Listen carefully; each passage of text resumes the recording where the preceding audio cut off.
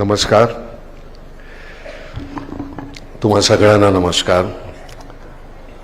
गडकरीजी, तुमच्या संस्थेला 25 वर्ष पूर्ण झाली, त्याच्याबद्दल खरंच म्हणजे 10.5 वर्ष नामला झाली. त्या 10.5 वर्षामध्ये आम्हाला जेवढं जमलं तेवढं करण्याचा प्रयत्न केला.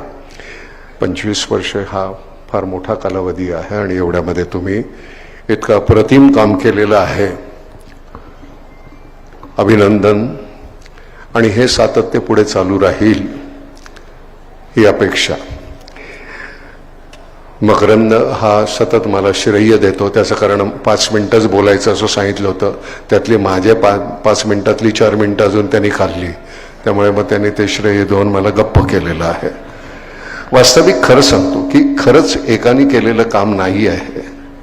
आज आमचं जर काम कोणीच पुढे चालवत असेल, नितीनजी हा आमचा गणेश थोरात म्हणून जो मुलगा आहे, इतकं सातत्यानं काम करतो. सिव्हिल इंजिनियर आहे स्वतः आणि सतत अखंड. आता आम्ही येण्याच्या 4 दिवस आधी इथे आपल्या विदर्भामध्ये खूप ठिकाणी काम चालू आहे. मी कामाची जंत्री मानणार नाही. कुठल्याही क्षेत्रामध्ये आपण जर गेलो, सामूहिक पद्धतीनं केलेलं काम हे एकट्याने केलेल्या कामापेक्षा केव्हाही मोठंच असणार. आम्ही नाटकाचं उदाहरण घेतलं तरी सुद्धा आम्ही ज्यावेळी सगळे जर असतो त्यावेळी होतो तेव्हा त्याचं नाटक, नाही तर मग ती एक स्टँडअप कॉमेडी होते. त्याला काही फारसा अर्थ नसतो. 2 मिनिटं 3 मिनिटं 5 मिनिटं तुम्ही ती एन्जॉय करता, पण त्याच्यानंतर नाही. नाटक एक सामूहिक त्याचा परिणाम असतो.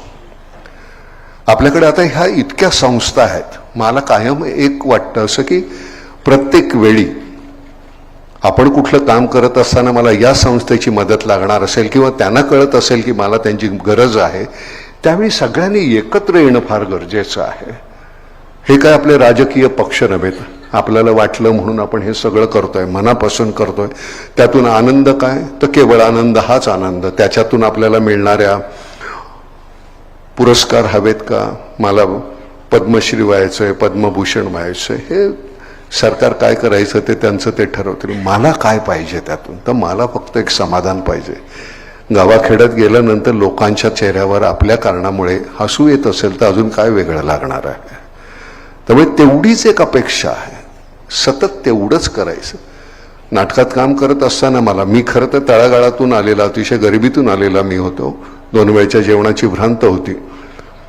त्यामुळे मला तिथे जाणं जास्त मला सोपं जातं. श्रीमंत मंडळीमध्ये मला ते जमत नाही.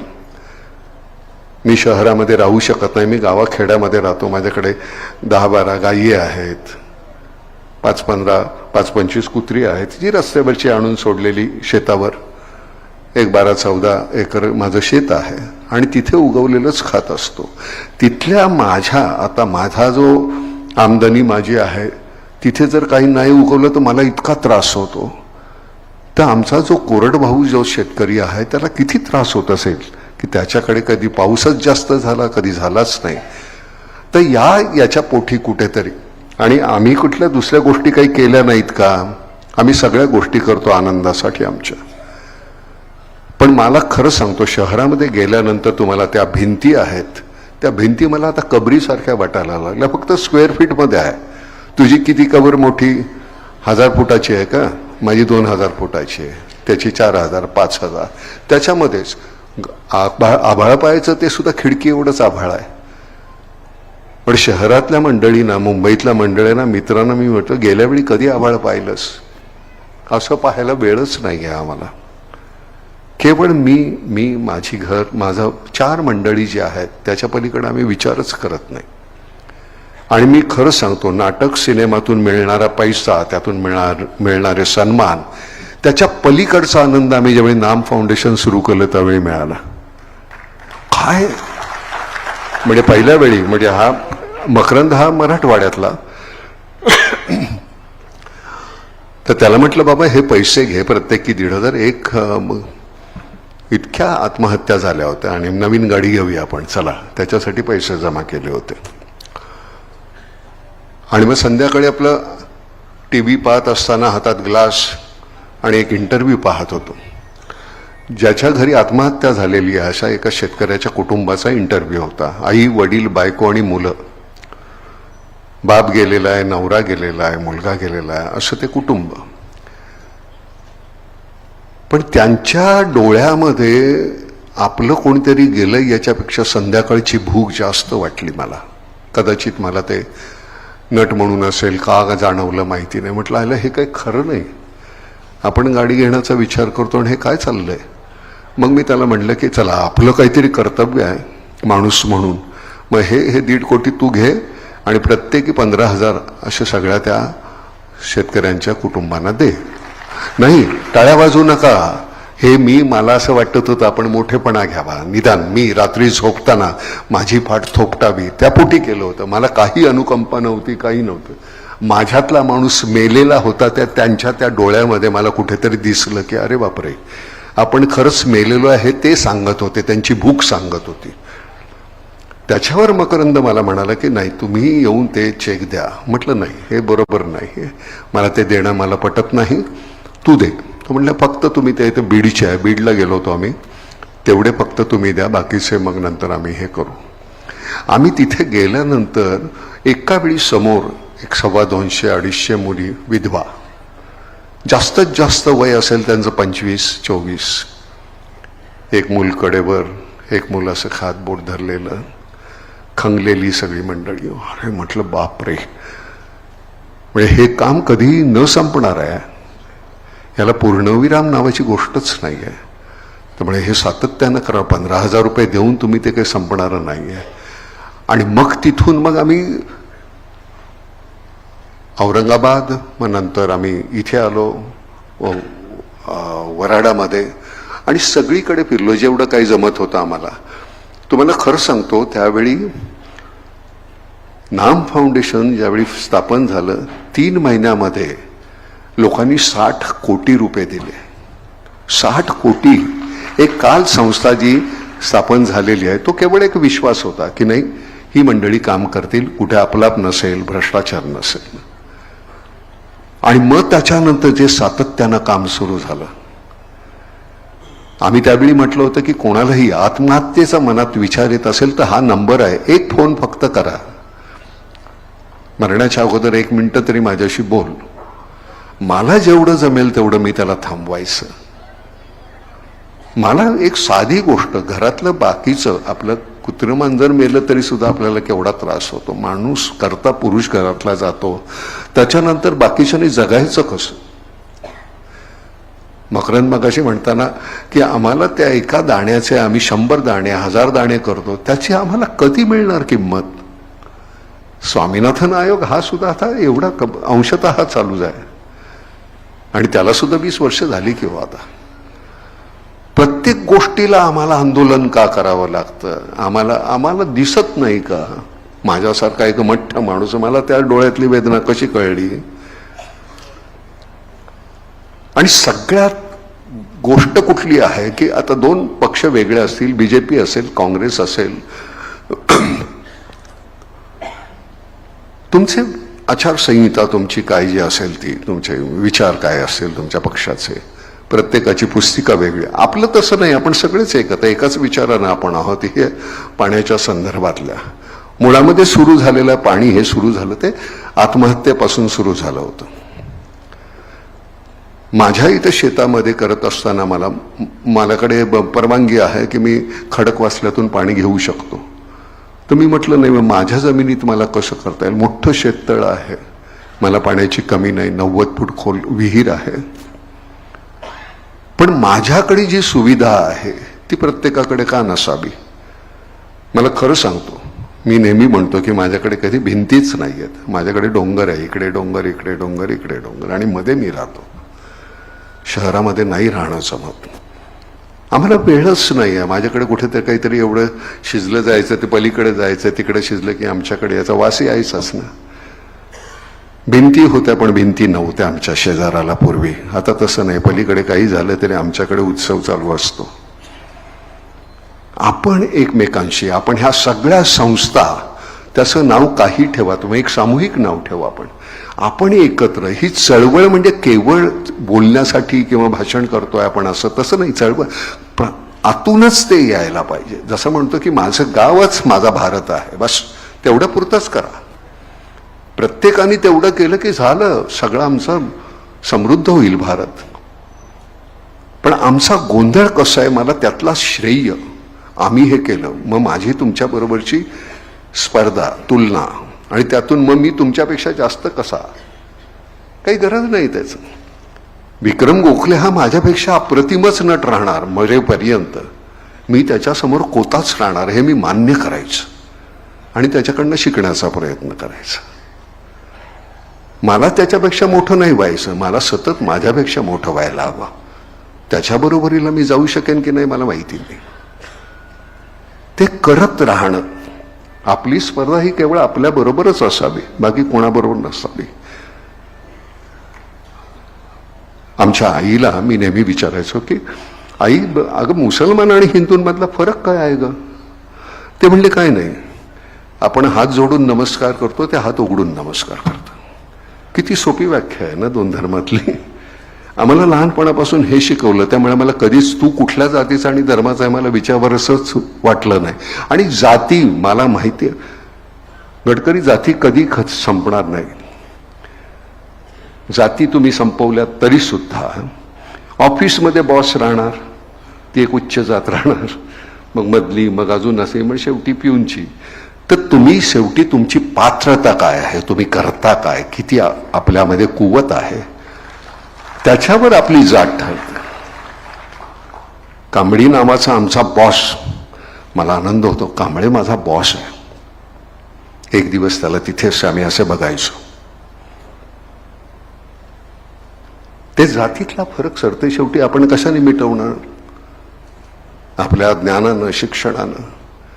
आज मोठ्या मोठ्या पदावर इतकी छान मंडळी आहेत, त्यांची जात नाही कोणी विचारत. मला नाही, तुम्हाला माहिती आहे का माझी जात? माझी जात नाही कोणाला मी सांगितली, कोणी विचारली नाही. मी काय करतो या प्रांगणामध्ये आल्यानंतर, मला, मी नट म्हणून मी तुम्हाला काय देतो, इतकी मंडळी मला बघायला जमलेली आहे, तो उधळून द्यायला पाहिजे. झाली फजिती झाली, काय हरकत आहे, सगळेच माझे आहेत, तुम्हीच हसाल ना मला. पण उधळून देणं आणि कशाची पत्रत नसणार. गडकरी नावाचा माणूस आहे, म्हणजे त्यांच्या काही वेळ तोंडामध्ये असं काहीतरी अश्लाघ्य शब्द येतात चिडले की हे होत कसं नाही आणि होत नाही कसं, आणि मग ते करून दाखवायचं. सुरुवातीला टिंगल होते त्यांची, काहीतरी उद्याचं काहीतरी फेकतात आकडे आमच्या तोंडावर, हे असं नाही. आणि मग एक 4 वर्षानं, 5 वर्षानं, 10 वर्षानं ते त्याची फलनिष्पत्ती ज्यावेळी आपण पाहतो, अरे नाही ते बोललो होते, मग कौतुक करायला सगळे असतात. त्यामुळे एखाद दुसरा एक असा टोकाचा शब्द वापरण्याची मुभा मिळते मग आपल्याला, कारण ते करून दाखवलेलं असतं ना.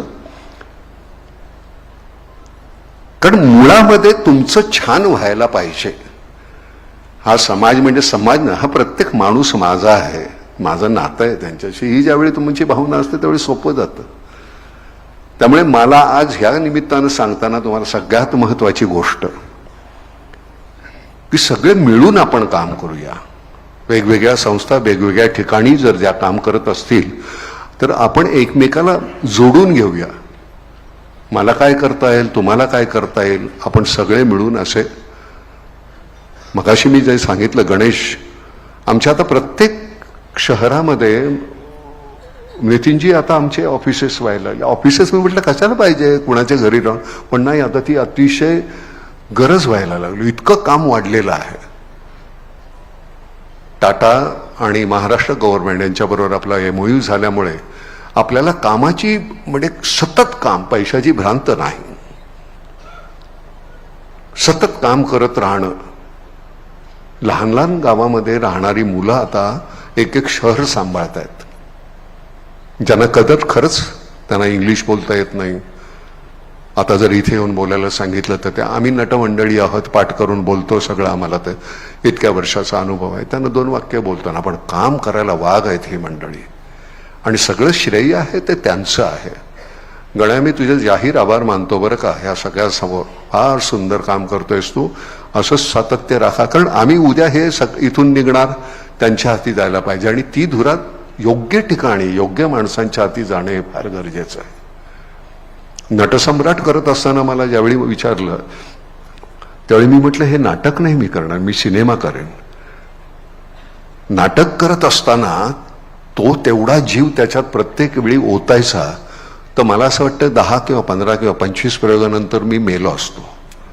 एकदाच सिनेमामध्ये करताना राहिलं, डॉक्टर लागू किंवा दत्ता भट किंवा आमचे चंद्रकांत गोखले, यशवंत दत्त, सगळ्यांनीच नटसम्राट, ज्यांनी ज्यांनी नाटक केले ते सगळे हार्ट अटॅकने गेले. कारण तुम्हाला त्याच्यामध्ये तितकं ओतल्याशिवाय आनंद तो देताच येणार नाही. आणि आमच्यासमोर मी नटसम्राट सिनेमा करत असताना रेफरन्स होता डॉक्टर लागू, दत्ता भट. त्यामुळे आम्ही केलेलं आहे ते एवढंच आहे. तुम्ही त्यांचं ओरिजिनल तुमच्या दुर्दैवानं पाहायला नाही, काही मंडळींना बघायला मिळालं असेल. काय काम करायचं बापरे, म्हणजे तिथनंच हलता यायचं नाही. पुरुष करत असताना गडकरी मध्यंतरामध्ये पडदा बंद झाल्यानंतर एकही खुर्चीचा आवाज यायचा नाही. त्याचा इम्पॅक्ट इतका असायचा. विजयाबाईने इतकं अप्रतिम नाटक ते बसवलं होतं की लोकांना ते सुन्न करायचंय. आम्ही इथे आणि मग थोड्या वेळाने कुठे ते 1 खुर्ची 2 खुर्ची असं तो जो आनंद मिळायचा ना, अत्युच्च आनंद आहे नट म्हणून. तोच आनंद नामचं काम करताना मिळत असतो. इतका आनंद होतो की वा वा वा वा, या गावामध्ये हा हिरवा रंग फुललेला आहे, तो आपण काम केलंय त्याच्यामुळे. काय अजून लागतं तुम्हाला? काही लागत नाही. बरं, उद्या मरणावर विश्वास ठेवला ना की जगणं इतकंच छान आहे. पण मंडळी समजतच नाही की आपण मरणार आहोत. संचय करत राहायचा. संचय किती करणार, काय करणार, सगळं इथे ठेवणार, 12 म्हणच लाकडं लागणार, हे लक्षातच येत नाही. अजून हवंय, अजून हवंय, अजून हवंय. आणि मग सरते शेवटी तो श्वास घेत असताना, मगाशी तू म्हणलास ना त्या प्रदूषणाच्या संदर्भात, मध्यंतरी त्या म्हणजे आपल्या ह्याच्या वेळी, करोनाच्या वेळी बिल देत असताना तुमच्या ह्याच्यावर होते, कशावर ते ठेवायचे, व्हेंटिलेटर. त्या व्हेंटिलेटरवर तो माणूस बिल देताना 8.5 लाख रुपये त्याचं बिल, तो रडायला लागला. तर म्हणले पैसे नाही आहेत म्हणून. का? ते म्हणले तसं नाही, जन्मल्यापासून इतका मी श्वास त्यांनी दिलेला उपराला, त्याला कधी मी धन्यवाद नाही म्हणालो आणि त्यांनी मला कधी बिलही नाही पाठवलं. 4 दिवस मी राहिलो व्हेंटिलेटरवर, 8.5 लाख रुपये तुमचं बिल आहे. तर प्रदूषणाच्या बाबतीत ते म्हणतोय, जन्मल्यापासून आपण श्वास घेतोय, इतका छान श्वास घेतोय सगळा, 1ही रुपया नाही त्यांनी मागितला आपल्याकडे. त्याला छान ठेवणं ही आपली गरज आहे आणि आपली गरज आहे, त्याची गरज नाही आहे. त्याला जे करायचं ते करेलच तो. पाण्याचा 1ही थेंब वाया जाता कामा नये. हात धुवत असताना इथं नळ चालूच आहे, तोंड धुतोय चालूच आहे नळ. ज्यावेळी आपण पाहतो 2-2, 3-3 मैलावरना पाण्याचा 1 हंडा घेऊन येत आहेत बायका. म्हटलं हे कुठलं चित्र आहे ते बघा आणि मग तिथे काम सुरू करा. ही माणसं का अशी करतायत? आणि आता मी तुम्हाला खरं सांगतो, मी मध्यंतरी बोललो होतो की आता 75 झालं, 76 आता होतील. आता नुसतं भटकत राहायचं, गावोगाव भटकत राहायचं.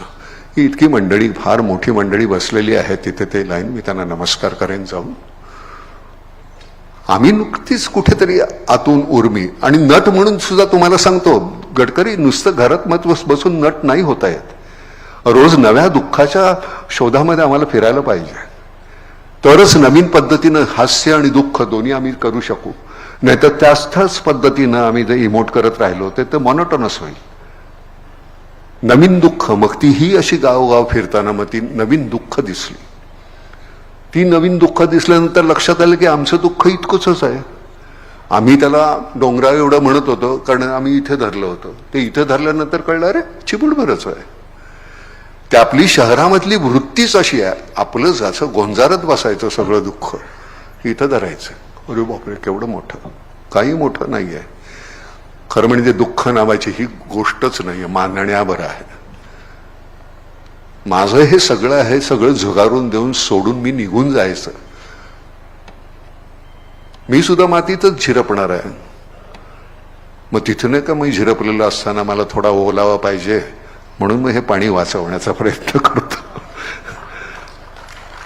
गेल्यानंतर आमच्या सगळ्यांनीच हा केलेला आहे त्याग आपण कधी करणार? किती वेळ झाला? तुम्ही किती वाजता? 10 10:30ला आलेले आहात. कशासाठी बसलाय इतक्या वेळ? काय आहे इथं? काय करमणूक आहे? काय वाद्य वाजतायत? नाच आहे? काही नाहीये. केवळ मी तर अशा ठिकाणी एवढ्यासाठी जातो की माझं कुठे चुकतंय हे मला कळावं म्हणून मी अशा ठिकाणी जातो. त्याची जाणीव होते की नाही रे, खरंच हे आपल्याला कळलं नाही, आपल्याला हे माहीत नाही. आमच्या घरामध्ये 7 भावंड होतो आम्ही. 6 गेली, मी एकटाच राहिलो. आई नाही, वडील नाही. मग मी नेहमीच म्हणतो माझ्या मुलांना किंवा ह्यांना की म्हटलं माझ्या बरोबरचे कोणीच नाहीये ज्यांना मी माहिती आहे. मी सगळ्यात धाकटा. म्हटलं मला दरडावणारा, मला मारणारा किंवा पाठीवर हात फिरवणारा तसा कोणी नाही. त्यामुळे मग इथं गेलो की गावाखेड्यामध्ये एखादा कोणतरी वयोवृद्ध नुसतं चेहऱ्यावर असा त्यांनी असं नुसतं केलं की असं वाटतं आई वडील भेटले पुन्हा नव्यानं.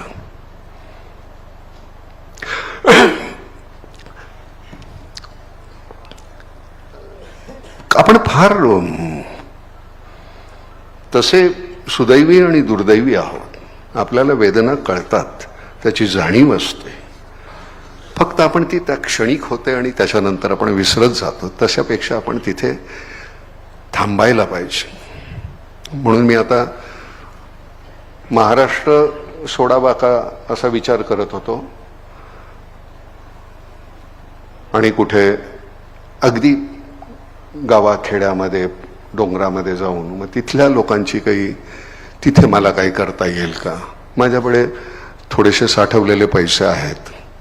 मग ते एवढंसं एक छोटंसं गाव घ्यावं ते मी माझ्याकडे आणि मग त्याचंच करावं.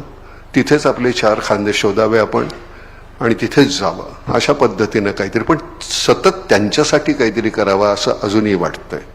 कदाचित मग तिथला जर पार असेल तर तिथल्या पारावर नाटक सुद्धा करेन त्यांच्याशी. मग ती लहान लहान मुलं असतील आजूबाजूला, काहीतरी वेगवेगळ्या विचित्र काहीतरी आनंदाच्या कल्पना आहेत आमच्या.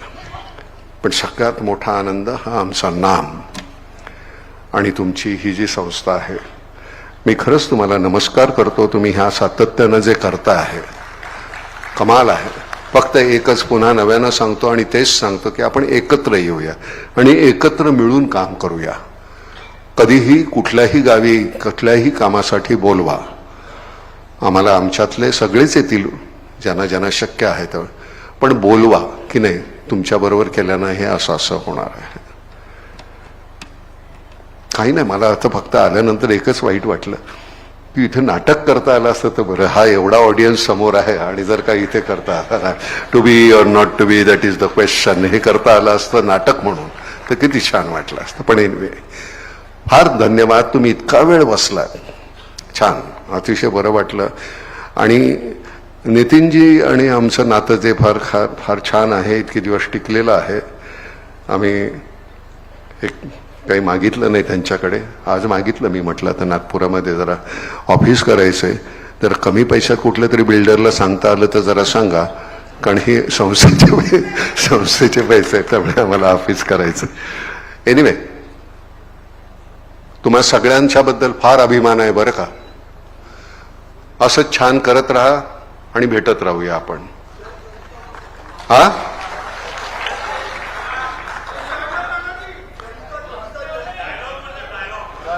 मला जोपर्यंत कानाला पैशाचा छनछनाट ऐकू येत नाही तोपर्यंत नरड्यातून डायलॉग येत नाही. धन्यवाद.